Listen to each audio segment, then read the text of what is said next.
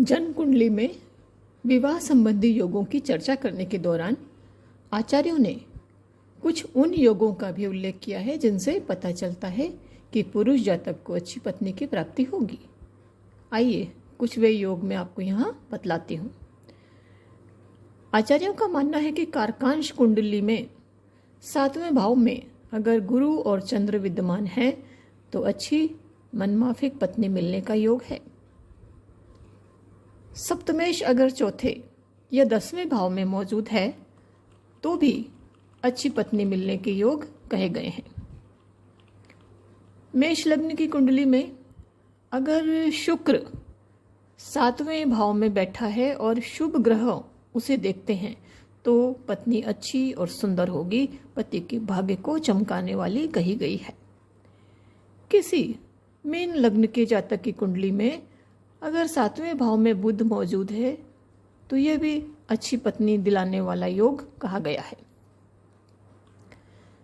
जब किसी कुंडली में सप्तमेश अथवा शुक्र को गुरु देख रहा है अथवा वह बलवान हो तो अच्छी पत्नी की प्राप्ति होनी बताई है।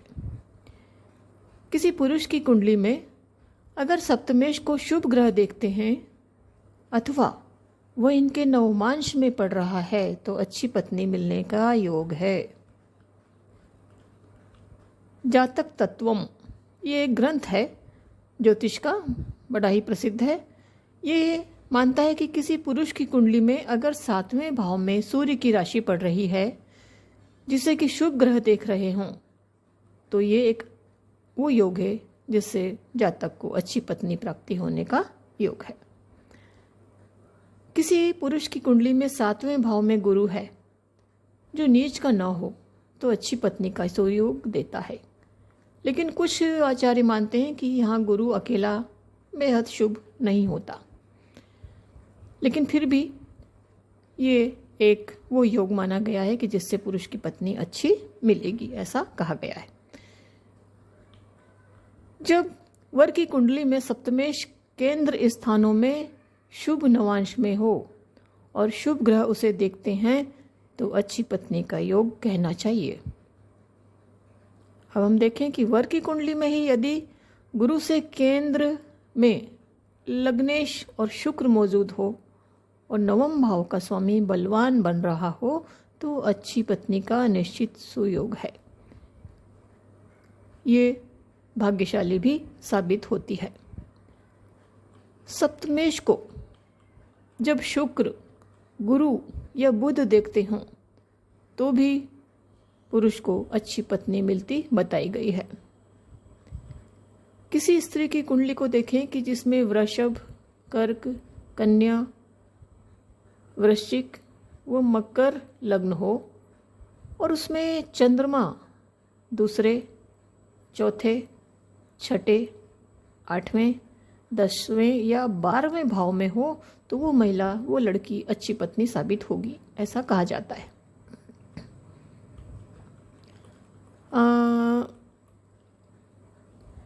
कन्या लग्न की कुंडली में अगर चंद्रमा और शुक्र 7वें भाव में मौजूद हैं, गुरु लाभ भाव में है, सूर्य अष्टम है तो न केवल अच्छी पत्नी का बल्कि अच्छे ससुराल और ससुराल से प्रचुर धन संपत्ति का भी योग बताया गया है। अब लड़की की ही कुंडली में जो कि वृष लग्न की हो, इसमें तुला का शनि छठे होकर षड्वर्ग परिशुद्ध होकर सूर्य 3रे भाव में मौजूद हो तो वो कन्या अच्छी पत्नी सिद्ध होगी, ऐसी मान्यता है। कन्या लग्न में अगर किसी कुंडली में गुरु सप्तम हो तो इसे अच्छी पत्नी का योग बताया गया है। जातक परिजात ये भी एक, जैसे मैंने बताया कि ग्रंथ है, उसी तरह से जातक परिजात भी ज्योतिष का एक प्रसिद्ध ग्रंथ है। और उसमें एक जगह उल्लेख आया है कि तुला लग्न की स्त्री का अगर चंद्रमा लग्न में मौजूद हो तो वो अच्छी पत्नी सिद्ध होती है, पति को बांध के रखती है। पारिजात में ही माना गया है कि वृश्चिक लग्न की किसी स्त्री की कुंडली में अगर शुक्र सप्तम का होकर अन्य किन्हीं 2 शुभ ग्रहों के साथ मौजूद हो तो वो कन्या अच्छी पत्नी सिद्ध होगी, इसमें कोई दो राय नहीं है। इसी प्रकार अगर मेष लग्न की कुंडली में शुक्र उच्च का होकर 12वें भाव में ही विराजित है तो वह जातक के जीवन साथी को 12 गुना धन देता है। और अगर ये योग पुरुष की कुंडली में है तो उसके जीवन साथी को प्रचुर धनदायी है। तो मेष लग्न में 12वां शुक्र रंक से राजा बना देता है। अगर कन्या की राशि में ये योग है तो वो अपने पति को 12 गुना ज़्यादा धन दिलाएगी, अच्छी भी साबित होगी, इसमें कोई शक नहीं। कुंभ लग्न में किसी स्त्री की कुंडली में अगर चौथे भाव में चंद्र उच्च का होकर बैठा है, दशम में गुरु मौजूद है तो वो सुयोग्य पत्नी सिद्ध होती है।